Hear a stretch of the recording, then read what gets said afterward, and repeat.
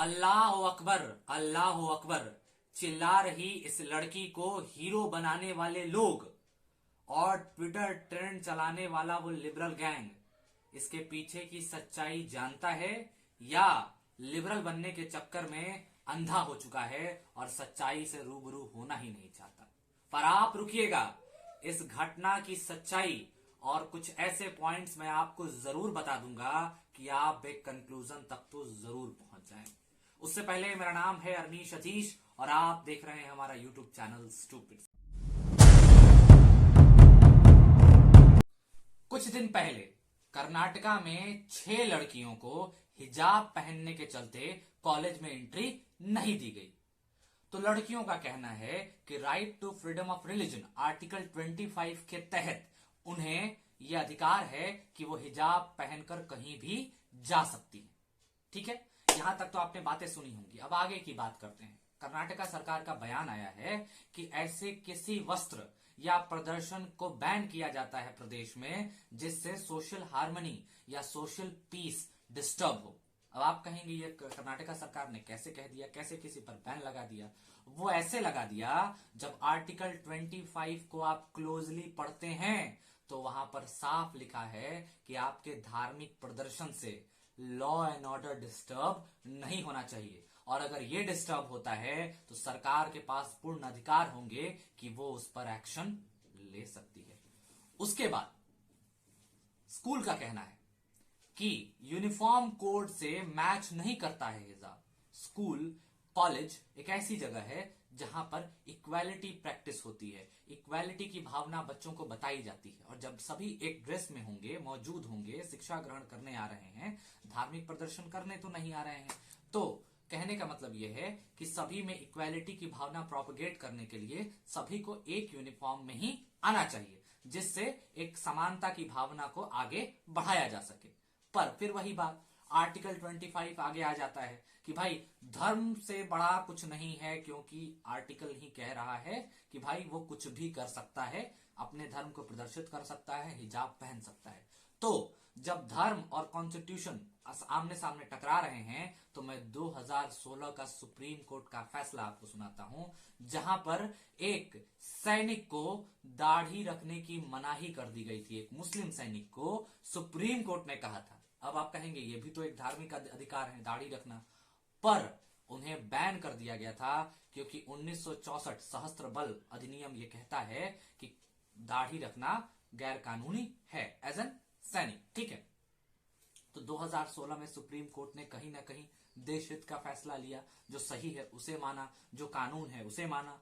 उसी तरह 2018 Kerala high court, सुनिएगा इन चीजों को, 2018 में उसी ने अपने ही लास्ट स्टेटमेंट को बदलते हुए उसने कहा कि कभी भी पर्सनल राइट्स के ऊपर संस्था के राइट्स को ज्यादा इंपॉर्टेंस दी जाएगी।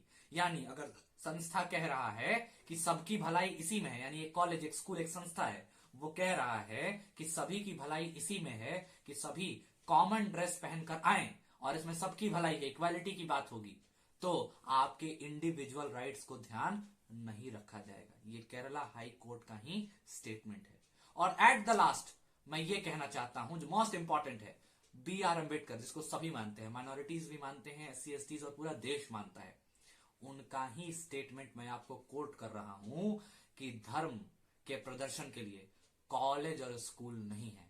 यानी कॉलेज और स्कूल आपके धर्म के प्रदर्शन करने के लिए नहीं बनाए गए हैं। आप हिजाब पहनिए, आप मार्केट्स में पहनिए, आप घर पर पहनिए, आप बाहर पहनिए, आप कहीं भी पहनिए, पर जब स्कूल और कॉलेज सही बात कह रहे हैं कि यूनिफॉर्म कोड होता है, एक सिविल यूनिफॉर्म कोड होता है जो सब पर लागू होता है, वो आप पर भी लागू क्यों नहीं होगा? पर हाँ, जो घटनाएं वहां पर हुई, जो कुछ ग्रुप्स के द्वारा गलत चीजें की गई, पत्थरबाजी की गई, ये भी गलत है।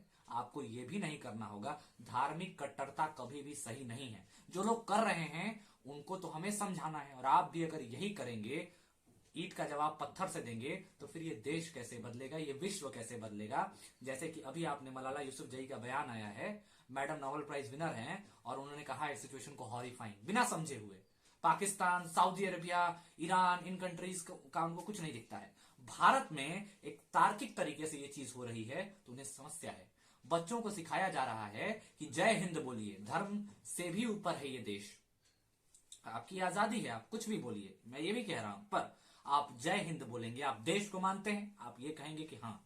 तो जब देश को मानते हैं तो कोई पत्थर चला रहा है तो आप जय हिंद भी बोल सकते थे, पूरा देश आपको सैल्यूट करता।